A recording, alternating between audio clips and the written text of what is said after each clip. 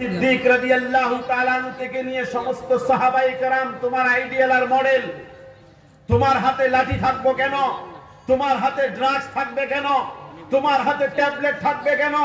তোমার হাতে মারামারির মরণাস্ত্র থাকবে কেন? হে যুবক, তুমি যদি মুসলমান হও, তোমার হাতে বই থাকবে, কলম থাকবে, কোরআন থাকবে, সুন্নাহ থাকবে, সিরাতে সাহাবা থাকবে, তোমার মডেল সাহাবায়ে কেরাম হবে। হে যুবক, হযরত আবু বকর সিদ্দিক রাদিয়াল্লাহু তাআলা আনহু আর ফেরত আসবে না। হযরত উমর উসমান আলী রাদিয়াল্লাহু তাআলা আনহু আর ফেরত আসবে না। হযরত আব্দুর রহমান ইবনে আউফ আর খালিদ বিন ওয়ালিদ রাদিয়াল্লাহু তাআলা আনহু আর ফেরত আসবে না। আব্দুল্লাহ বিন মুবারক রাহমাতুল্লাহ আলাইহি আর ফেরত আসবেন না। শেখুল ইন মাহমুদুল হাসান দেওবন্দি রাহমাতুল্লাহ আলাইহি আর ফেরত আসবেন না। শেখুল ইসলাম হুসাইন আহমদ মাদানী রাহমাতুল্লাহ আলাইহি আর ফেরত আসবে না। হে যুবক, আবু বকর সিদ্দিক রাদিয়াল্লাহু তাআলা আনহুর দায়িত্বভার তোমাকেই পালন করতে হবে। হযরত উমর উসমান আলী রাদিয়াল্লাহু তাআলা আনহুমের দায়িত্বভার তোমাকে পালন করতে হবে। হযরত আব্দুর রহমান ইবনে আউফ এবং খালিদ বিন ওয়ালিদ রাদিয়াল্লাহু তাআলা আনহুমার জিম্মেদারি তোমাকেই কাঁধে উঠাইতে হবে। আব্দুল্লাহ বিন মুবারক রাহমাতুল্লাহ আলাইহির দায়িত্ব তোমাকেই পালন করতে হবে। সালাউদ্দিন আইয়ুবী রাহমাতুল্লাহ আলাইহির হাতিয়ার তোমাকেই উঠাইতে হবে। শেখুল হিন্দ মাহমুদুল হাসান দেওবন্দি রাহমাতুল্লাহ আলাইহি, শেখুল ইসলাম মাদানী রাহমাতুল্লাহ আলাইহির জিম্মেদারি তোমাকেই পালন করতে হবে। তুমি নেশামুক্ত এবং ড্রাগস মুক্ত সমাজ গড়ার জন্য তোমার সুপ্ত এবং ঘুমন্ত ঈমানকে জাগ্রত করে সত্যিকারের মুসলমান হয়ে সমাজকে প্রতিষ্ঠিত করতে হবে। ঠিক না বেঠিক কথা বলেন? এই কারণে মাদ্রাসার আদর্শ কি? মাদ্রাসার আদর্শ হলো সুন্নতে রাসূল এবং জামাআতে সাহাবা। মাদ্রাসার আদর্শ হলো সুন্নতে রাসূল এবং জামাআতে সাহাবা। ৫ নাম্বার প্রশ্ন, মাদ্রাসার বৈশিষ্ট্য, মাদ্রাসার উদ্দেশ্য কি? মাদ্রাসার উদ্দেশ্য সম্পর্কে আল্লাহ কোরআনে নিজেই বলছেন, ওয়ালিউনদিরু কওমাহুম ইযা রাজাউ ইলাইহিম। মাদ্রাসার উদ্দেশ্য হলো জাতিকে জাহান্নাম থেকে বাঁচার রাস্তা দেখানো। মাদ্রাসার উদ্দেশ্য হলো জাতিকে জাহান্নাম থেকে বাঁচার রাস্তা দেখানো। এই কারণেই কোরআনের খোলাসা অনুযায়ী সবাইকে মাদ্রাসায় পড়ে আলেম হওয়া ফরজ নয়। একটা সংখ্যক মানুষ, কিছু সংখ্যক লোক মাদ্রাসায় পড়ে লিয়াতাফাক্কাহু ফিদ্দিন, পরিপূর্ণ দ্বীন অর্জন করবে, কমপ্লিট দ্বীন অর্জন করবে। আর বাকি লোকেরা বুনিয়াদি দ্বীনি শিক্ষা অর্জন করবে মক্তবি সাবাহি, মক্তবের মাধ্যমে। আর এই সমস্ত মানুষগুলা যুগোপযোগী শিক্ষা গ্রহণ করবে, স্কুল কলেজ ইউনিভার্সিটির সমস্ত যুগোপযোগী শিক্ষা গ্রহণ করে সমস্ত ডিপার্টমেন্টের দায়িত্বভার পালন করবে। আর বাকি কিছু সংখ্যক ছাত্র মুসলমান যারা মাদ্রাসায় পড়ে পরিপূর্ণ আলেম হবে, তার দায়িত্ব হবে বাকি মানুষগুলাকে জাহান্নাম থেকে বাঁচার রাস্তা দেখানো। এটা হলো মাদ্রাসা শিক্ষার উদ্দেশ্য। কথা বুঝতে পারছেন? আমাদের ভারতবর্ষের সেন্সাস রিপোর্টে বলছে ভারতবর্ষের 3% 100 জনের মধ্যে 3 জন ছেলে মেয়ে মাদ্রাসায় পড়াশোনা করে, বাকি 97% ছেলে মেয়ে স্কুল কলেজ ইউনিভার্সিটিতে পড়াশোনা করে। এবার এই 97% ছেলে মেয়েরা যারা তার যুগোপযোগী জ্ঞান অর্জন করে বিভিন্ন ডিপার্টমেন্টে কাজ করবে, বিভিন্ন আঙ্গিনে কাজ করবে, তাদেরকে জাহান্নামের পথ থেকে রাস্তা দেখাবে এই 3% মাদ্রাসা শিক্ষিত ওলামা। এই কারণে মাদ্রাসা শিক্ষার উদ্দেশ্য কি? মাদ্রাসা শিক্ষার উদ্দেশ্য হলো জাতিকে জাহান্নাম থেকে বাঁচার রাস্তা দেখানো। হাজিরানে মাজলিস, এই মাদ্রাসাগুলি যতদিন জীবিত থাকবে, এই মাদ্রাসাগুলি যতদিন জীবিত থাকবে, ততদিন পূর্ব আকাশে সূর্য উদিত হবে, আবার বিকাল বেলা পশ্চিম আকাশে সূর্য অস্ত হয়ে যাবে। এই মাদ্রাসাগুলি যতদিন জীবিত থাকবে, ততদিন সকাল বেলা ভোরের বেলা পাখিগুলা কিচপিচ করে ভোর হবে, আবার দিনের শেষে রাত অন্ধকার আসবে। এই মাদ্রাসাগুলি যতদিন থাকবে, ততদিন গাছগাছালিগুলা সবুজ রং দিবে। এই মাদ্রাসাগুলি যতদিন থাকবে, ততদিন নদী নালার পানিগুলা বয়ে যাবে। মাদ্রাসাগুলি যতদিন থাকবে, ততদিন আমার আপনার শ্বাস প্রশ্বাস চলতে থাকবে। মাদ্রাসাগুলি যতদিন থাকবে, ততদিন আমার আপনার অস্তিত্ব টিকে থাকবে। মাদ্রাসাগুলি যতদিন থাকবে, ততদিন এই পৃথিবীর অস্তিত্ব থাকবে। যেই দিন মাদ্রাসা শেষ হয়ে যাবে, পৃথিবীর অস্তিত্ব শেষ হয়ে যাবে। যেই দিন মাদ্রাসা শেষ হয়ে যাবে, এই দিনও পূর্ব আকাশে সূর্য ওঠা বন্ধ হয়ে যাবে, আকাশে তারাগুলি মিটমিট করে জ্বলা বন্ধ হয়ে যাবে, আকাশে চাঁদ উদয়ন হওয়া বন্ধ হয়ে যাবে, পৃথিবীর সমস্ত নিজাম বন্ধ হয়ে যাবে। কেন এই কথা বললাম? কেন এই কথা বলার পেছনের কারণ হলো হাদিসের খুলাসা, যতদিন পর্যন্ত এই ধরা পৃষ্ঠে এই জমিনের উপরে আল্লাহ আল্লাহ আল্লাহ আল্লাহর স্মরণকারী লোক দুনিয়াতে থাকবে, আল্লাহর জিকির করনে ওয়ালা দুনিয়াতে থাকবে, ততক্ষণ পর্যন্ত পৃথিবীতে কিয়ামত বরপা হবে না, এই পৃথিবী ধ্বংস হবে না। যখন আল্লাহ আল্লাহ বলনে ওয়ালা শেষ হয়ে যাবে, এই পৃথিবী ধ্বংস হয়ে যাবে, এই পৃথিবীতে কিয়ামত বরপা হবে। তাই এই কথার দ্বারা বোঝা গেল আল্লাহ আল্লাহ জিকির করনে ওয়ালা কতক্ষণ থাকবে? যখন জিকরুল্লাহর ইলম দুনিয়াতে জীবিত থাকবে। আর জিকরুল্লাহর ইলম কখন থাকবে? যখন জিকরুল্লাহর ইলমের উলামা দুনিয়াতে থাকবে। উলামা কতক্ষণ থাকবে? উলামা তৈরি করার কারখানা মাদ্রাসাগুলি যতক্ষণ থাকবে। মাদ্রাসাগুলি কতক্ষণ থাকবে? আমরা ঈমানওয়ালারা জান মালের কুরবানি দিয়ে মাদ্রাসাকে যতদিন হেফাজত করব ততদিন থাকবে। ঠিক না বেঠিক কথা বলেন? তাই আমরা আমাদের জান মাল দিয়ে যতদিন মাদ্রাসাকে জিন্দা রাখবো ততদিন ওলামা তৈরি হবে। ওলামা যতদিন জীবিত থাকবে ইলম দুনিয়ার মধ্যে জীবিত থাকবে। ইলম যতদিন দুনিয়াতে থাকবে জিকরুল্লাহ বাকি থাকবে। জিকরুল্লাহ যতদিন বাকি থাকবে দুনিয়া বাকি থাকবে। তাই বলছি এই পৃথিবীর অস্তিত্ব নির্ভর করবে মাদ্রাসার উপরে। এই মাদ্রাসা যদি জিন্দা থাকে এই পৃথিবীর অস্তিত্ব থাকবে, নতুবা এই পৃথিবীর অস্তিত্ব থাকবে না। আমার আপনার হেফাজতের, আমার আপনার ইমানের ইসলামের হেফাজতের কিলা হলো মাদ্রাসাগুলি।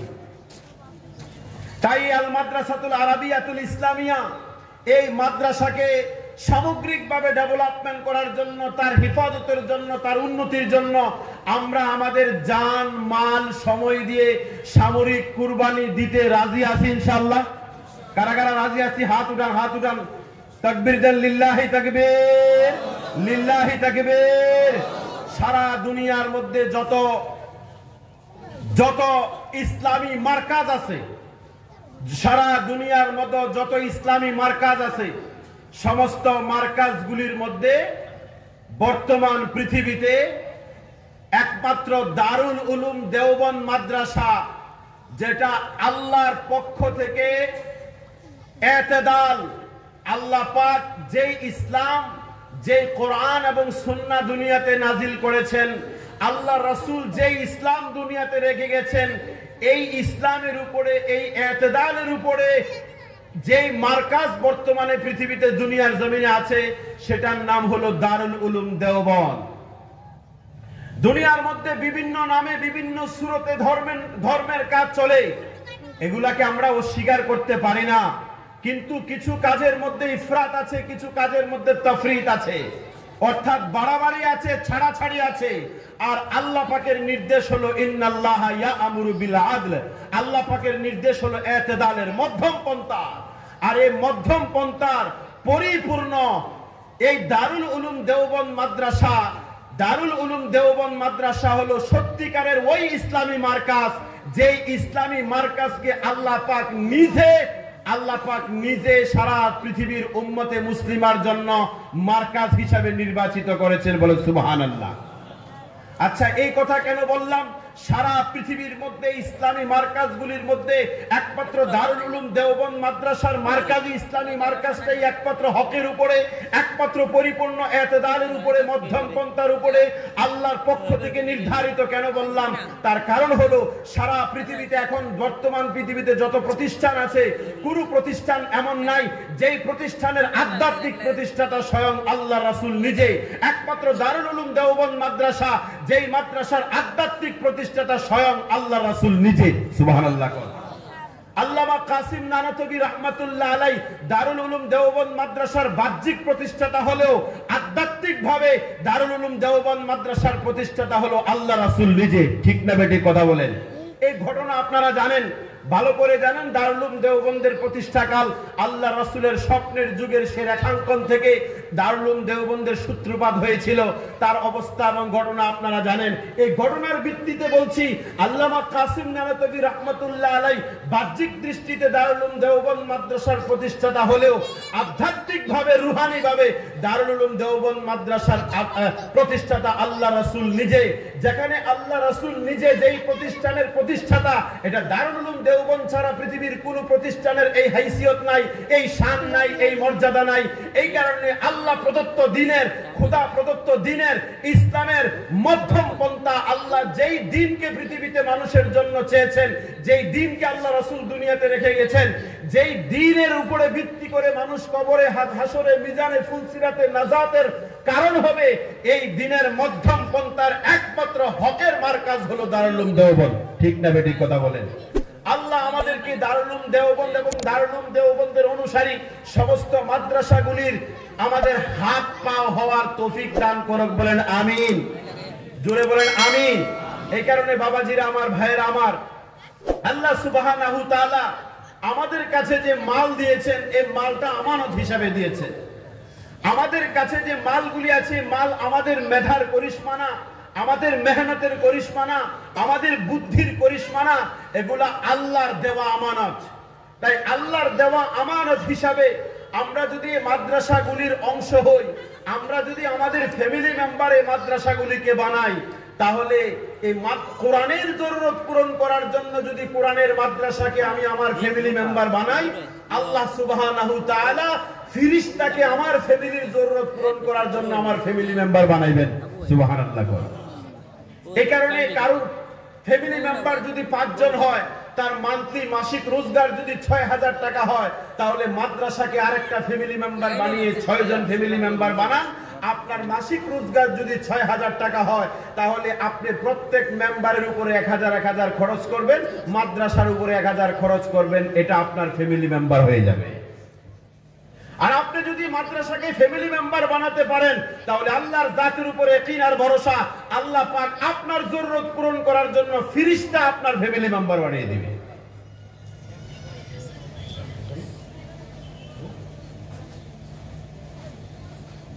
এই কারণে বাবাজিরা আমার, যুবক ভাইয়েরা আমার, মাদ্রাসা কি? মাদ্রাসা হলো কোরআন শিক্ষার প্রতিষ্ঠান। মাদ্রাসা কেন? মাদ্রাসা হলো আদম সন্তানকে মানুষ বানানোর জন্য। মাদ্রাসার বৈশিষ্ট্য কি?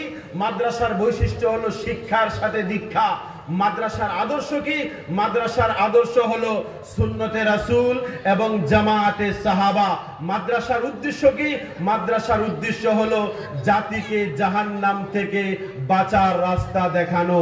বাবাজিরা আমার, যুবক ভাইয়েরা আমার, আজ আমাদের এই সমাজ ব্যবস্থায়, আমাদের এই মাদ্রাসা শিক্ষিত ওলামা, মাদ্রাসা দারুল উলুম দেওবন্দের আফরাদ যারা, দারুল উলুম দেওবন্দের আমলা যারা, দারুল উলুম দেওবন্দ থেকে যারা যেই সমস্ত হস্তি, যে সমস্ত শখসিয়াতরা তৈরি হয়েছিল, তারা এই ভারতবর্ষের ইউনিটি ইন ডাইভার্সিটিকে অটুট রাখার জন্য, ভারতবর্ষের হিন্দু, মুসলিম, শিখ, ইসাইদের শান মানকে রক্ষা করার জন্য যে লড়াই সংগ্রাম করেছেন, যে আত্মবলিদান দিয়েছেন, এই ভারতবর্ষের দারুল উলুম দেওবন্দের আত্মবলিদান ছাড়া ভারতবর্ষের স্বাধীনতার কল্পনা করা যায় না। এই ভারতবর্ষের দারুল উলুম দেওবন্দ মাদ্রাসার বিসর্জন ছাড়া ভারতবর্ষের স্বাধীনতার ইতিহাস লেখা যায় না। এই ভারতবর্ষের দারুল উলুম দেওবন্দ মাদ্রাসার মুরব্বীদের, আকাবিরদের রক্তের বিনিময় ছাড়া ভারতবর্ষের জমিনে স্বাধীনতার চিন্তা কল্পনা করা যায় না। এই দারুল উলুম দেওবন্দ মাদ্রাসার প্রথম ছাত্র, পরবর্তী সময়ে শেখুল হাদিস এবং শেখুল হিন্দ মাহমুদুল হাসান দেওবন্দি রাহমাতুল্লাহ আলাইহি, যিনি ভারতবর্ষের হিন্দু, মুসলিম, শিখ, ইসাই সকল অংশের, সকল ধর্মের মানুষের সুভ্রাতৃত্ববোধকে সুদৃঢ় করার লক্ষ্যে, অটুট রাখার লক্ষ্যে, ইউনিটি ইন ডাইভার্সিটিকে মজবুত করার উদ্দেশ্যে ইংরেজের বিরুদ্ধে যখন হুঙ্কার দিলেন, ইংরেজের বিরুদ্ধে যখন আন্দোলনের সংগ্রামের ডাক দিলেন, তখন ইংরেজরা শেখুল হিন্দ রাহমাতুল্লাহ আলাইহিকে গ্রেফতার করে উনাকে মাল্টার দ্বীপে নিয়ে গেলেন। কনকনে ঠান্ডার ভিতরে 3.5 বছর শেখুল হিন্দ মাহমুদুল হাসান দেওবন্দি রাহমাতুল্লাহ আলাইহিকে মাল্টার দ্বীপে রাখা হলো এবং একের পর এক ধারাবাহিকভাবে উনার উপরে স্টিম রোলার অত্যাচার চালানো হলো। নির্যাতন চালানো হলো। সর্বশেষ উনাকে উত্তপ্ত গরম আগুনের আংরার উপরে খালি গায়ে শরীরে শোয়ানো হলো। আর ইংরেজের পক্ষ থেকে বলা হলো, হে শেখুল হিন্দ মাহমুদুল হাসান, তুমি একবার এই কথা বলে দাও 1857 সালের সিপাহী বিদ্রোহে আমি ছিলাম না, তাহলে তোমাকে মুক্ত করে দেওয়া হবে, সরকারি এজাজ তোমাকে দেওয়া হবে। সেই দিন দারুল উলুম দেওবন্দ মাদ্রাসার প্রথম সন্তান শেখুল হিন্দ মাহমুদুল হাসান দেওবন্দি রাহমাতুল্লাহ আলাই উত্তপ্ত আগুনের গরম আংরার উপরে শুয়ে শুয়ে ইংরেজদেরকে জবাবে বলেছিলেন, হে ইংরেজের দালালরা, শুনে রাখ, তোমরা আমাকে অত্যাচার করতে করতে, নির্যাতন করতে করতে আমার শরীর থেকে আমার রূহ বের করে নিতে পারবা ঠিক, কিন্তু খোদার কসম আমার রূহ থেকে আমার ঈমান বের করতে পারবা না, পারবা না, পারবা না। আল্লাহু আকবার। এই দারুল উলুম দেওবন্দ মাদ্রাসার এই কুরবানি এবং বিসর্জনের বিনিময়ে ভারতবর্ষে স্বাধীনতার সূর্য উদিত হয়েছিল। তাই দারুল উলুম দেওবন্দ মাদ্রাসা এবং তার অনুসারী মাদ্রাসাগুলি এই দেশে আদর্শ নাগরিক তৈরি করে, এই দেশে আদর্শ, এই দেশের প্রেমিক তৈরি করে দারুল উলুম দেওবন্দ মাদ্রাসা সহ সমস্ত মাদ্রাসাগুলি এই দেশের আসল প্রেমিক।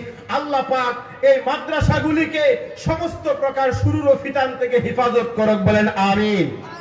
এই কারণে আল মাদ্রাসাতুল আরাবিয়াতুল ইসলামিয়া মাদ্রাসার এই উদ্যোগে আজকের এই ওয়াজ মাহফিলে, আজকের এই বাৎসরিক প্রোগ্রামে যিনি প্রধান মেহমান, আওলাদে রাসূল সর্বভারতীয় জমিয়ত উলামা হিন্দের নাইবে সদর সহ সভাপতি নমুনায়ে শেখুল ইসলাম মাদানী রাহমাতুল্লাহ আলাই হযরতুল আল্লামা মাওলানা সৈয়দ আসজাদ মাদানী সাহেব দামাত বারাকাতুল আলিয়া হযরত আসতেছেন, হযরত বয়ান করবেন। হযরতের বয়ানের পরে আমি সকলের কাছে আবেদন করব, আপনারা এই মাদ্রাসার জন্য মন ভরে, দিল খুলে, দিল উজাড় করে আপনারা আর্থিক সাহায্য করবেন, আর হযরতের কাছে মুসাফা করবেন, আর হযরত থেকে দোয়া নিয়ে যাবেন। করবেন ইনশাআল্লাহ? করবেন ইনশাআল্লাহ? আল্লাহ আমাদেরকে তৌফিক দান করুক, বলেন আমিন। ওয়া আখিরি দাওয়ানা আলহামদুলিল্লাহি রাব্বিল আলামিন। আসসালামু আলাইকুম ওয়া রাহমাতুল্লাহি ওয়া বারাকাতুহু। হযরত আসতেছেন, আপনারা কেউ উঠবেন না, যারা বাইরে আছেন আমি অনুরোধ করব, হযরত আসার আগে আগে আপনারা প্যান্ডেলের ভিতরে এসে খুব সুন্নাহ মোতাবেক মজলিসকে সাজান, হযরত যাতে এসে হযরতের দিল খুশি হয়ে যায় এবং মনোযোগ সহকারে ইহতিমামের সাথে আপনাদের সামনে নসিহা পেশ করতে পারেন। এই কারণে বাইরে যারা আছেন আপনাদের কাছে বিনয়ের সাথে আবেদন করব, আপনারা সকলে ভিতরে চলে আসুন, আর আপনাদের মঞ্চের প্যান্ডেলের ভিতরে যে খালি জায়গা আছে এই খালি জায়গা পূরণ করে বসুন। আল্লাহ আমাদেরকে তৌফিক দান করুক, বলেন আমিন। জি, এই ডান দিকে খালি জায়গা আছে। জি, হযরত আসতেছেন, কেউ এলোমেলো ভাবে হাঁটাহাঁটি করবেন না প্লিজ, আমি অনুরোধ করব। এটা আওলাদে রাসূলের শানে গুস্তাকি হয়ে যাবে, হযরতের শানে, মেহমানের শানে গুস্তাকি হয়ে যাবে। এই কারণে এখনো যারা বাইরে আছেন আপনারা ভিতরে চলে আসুন, আর আপনারা খুব আদবের সাথে, ইহতিমামের সাথে মজমা জমে জমে বসেন, সুন্নাহ তরিকা বসেন, হযরতের গুরুত্বপূর্ণ নসিহা শুনবেন। আল্লাহ আমাদেরকে তৌফিক দান করুক, বলেন আমিন।